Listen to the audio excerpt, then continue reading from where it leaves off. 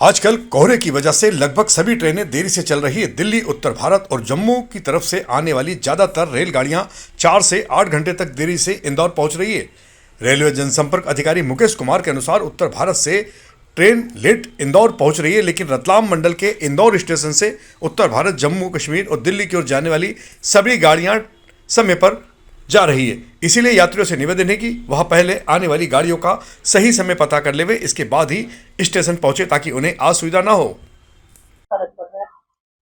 कोहरा पड़ रहा है आज थोड़ा सा है, और कोहरे के कारण भी हमारे डिवीजन में मतलब जो रतलाम डिवीजन ट्रेनें लेट नहीं है। हमें कुछ ट्रेनें जो खासकर जो एक है आपका मालवा आ रही है जम्मू तवी से, वो लेट है और हो सकता है कि आज 4 घंटे के आसपास लेट यहाँ आए।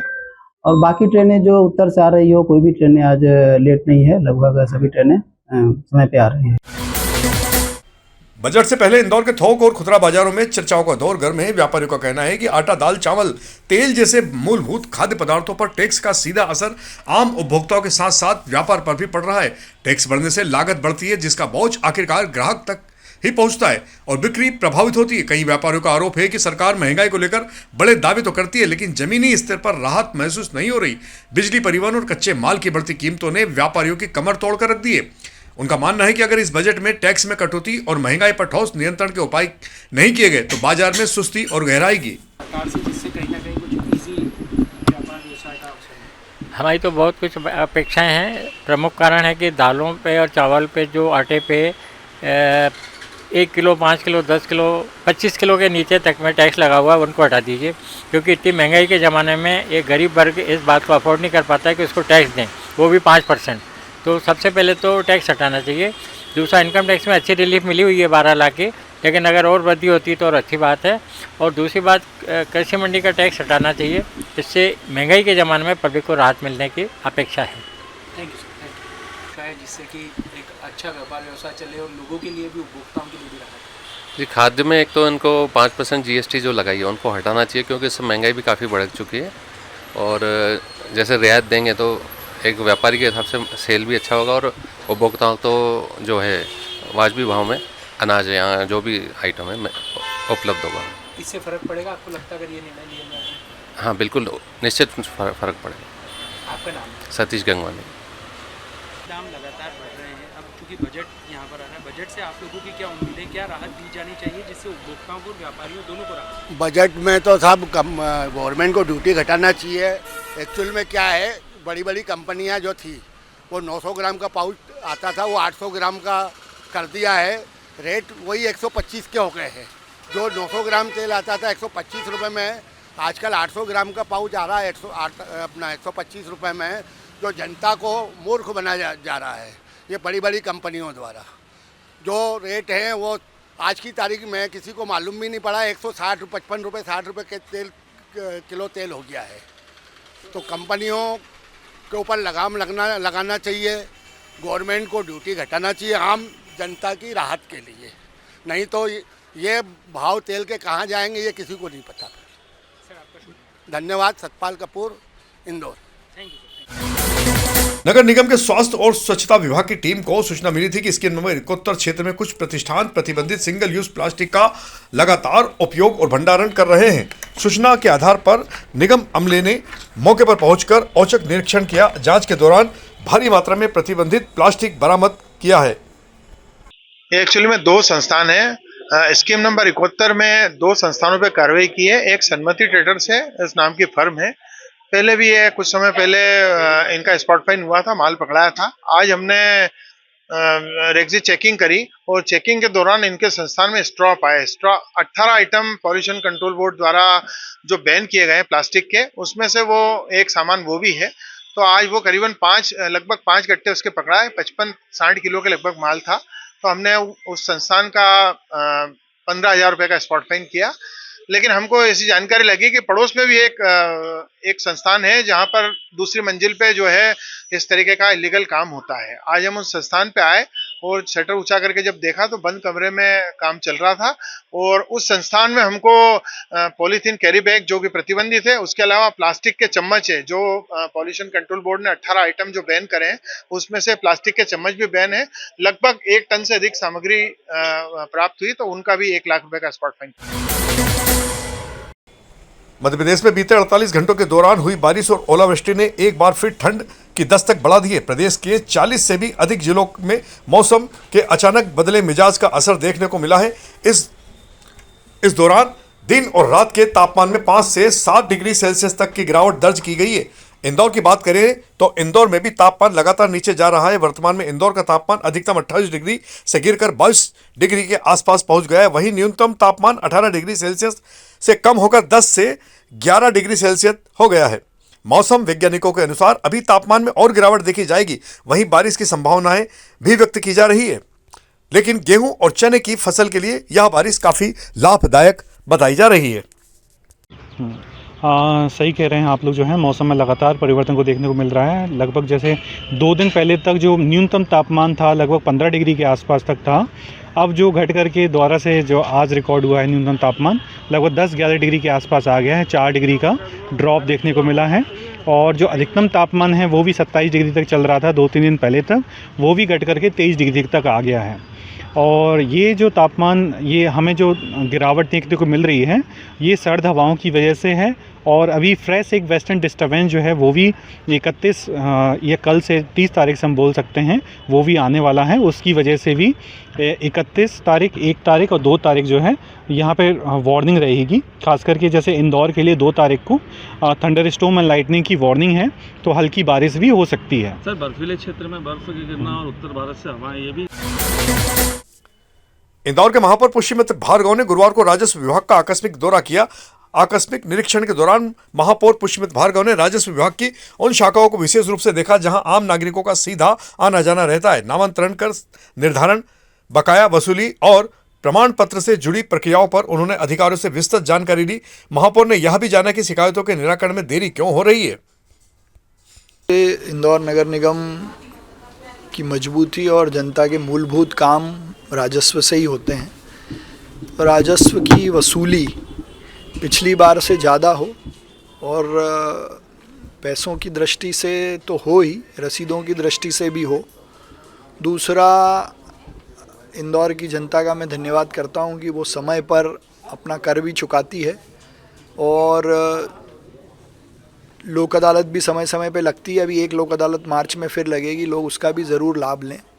लेकिन हमने पिछले वर्ष में जोन को भी रैशनलाइज़ किया, संपत्ति कर भी बढ़ाया और भी कई सारे जो संशोधन करने थे किए हैं। उस कारण से राजस्व तो ज़रूर हमको बढ़ा हुआ मिलेगा और उसको हम मूलभूत सुविधाओं में ही लगाएंगे।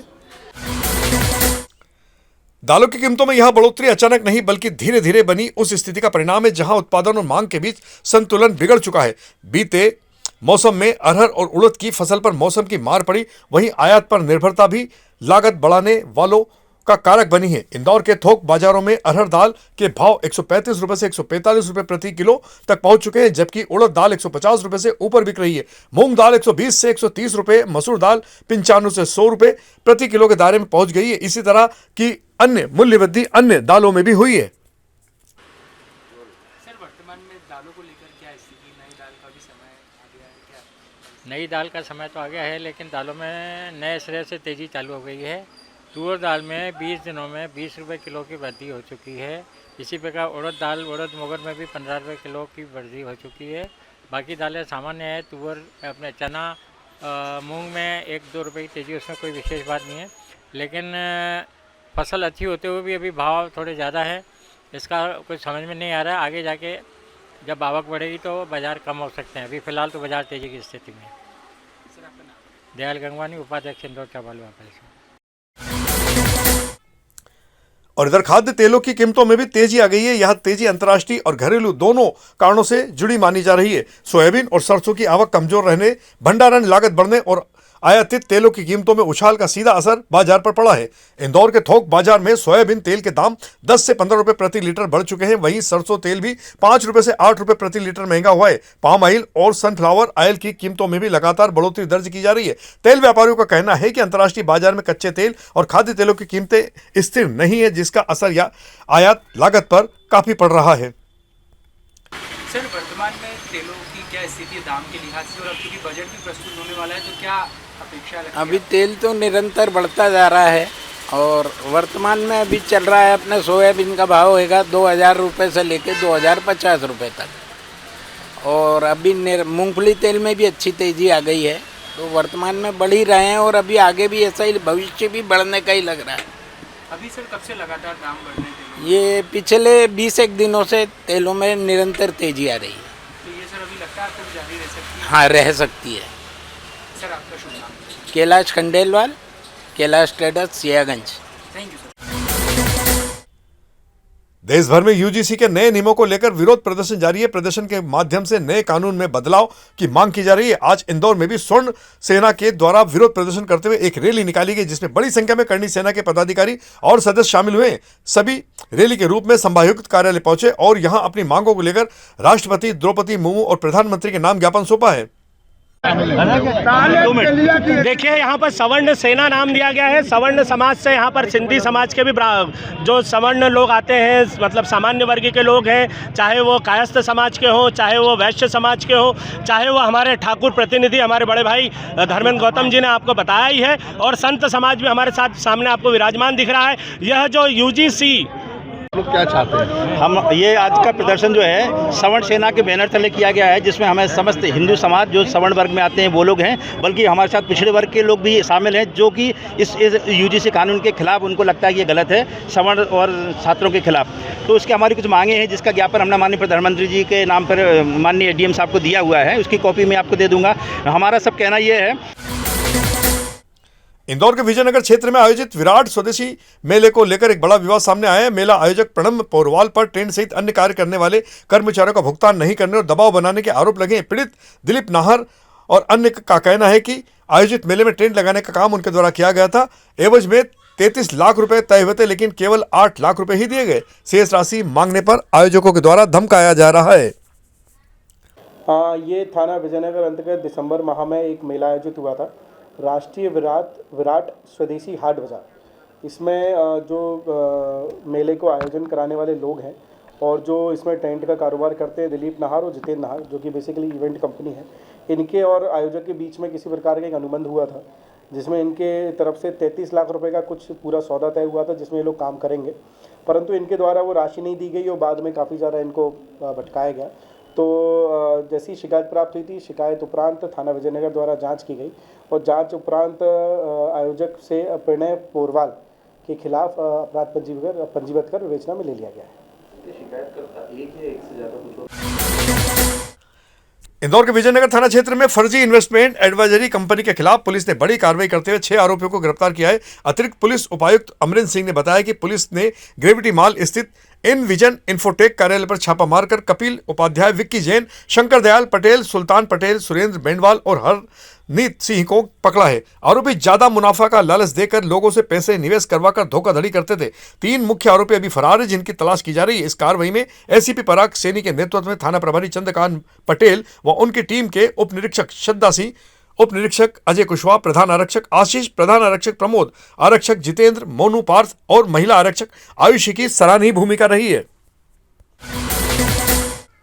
इंदौर में ट्रैफिक पुलिस ने बिना हेलमेट वाहन चलाने वालों के खिलाफ सख्त अभियान चलाते हुए गुरुवार को 2384 दोपहिया वाहन चालकों पर एक बार फिर चालानी कार्रवाई की। इसके साथ ही 2690 चालान भी बनाए गए। पलासिया, विजयनगर, महुनाका, चाणक्यपुरी और राजीव गांधी सर्कल सहित अन्य प्रमुख चौराहों पर अनाउंसमेंट, जागरूकता रैली और यातायात रथ के माध्यम से लोगों को हेलमेट की उपयोगिता समझाई गई है। ट्रैफिक पुलिस ने आम जन से अपील की है कि वे हेलमेट का नियमित उपयोग करें और यातायात नियमों का पालन कर खुद और दूसरों को भी सुरक्षित रखें।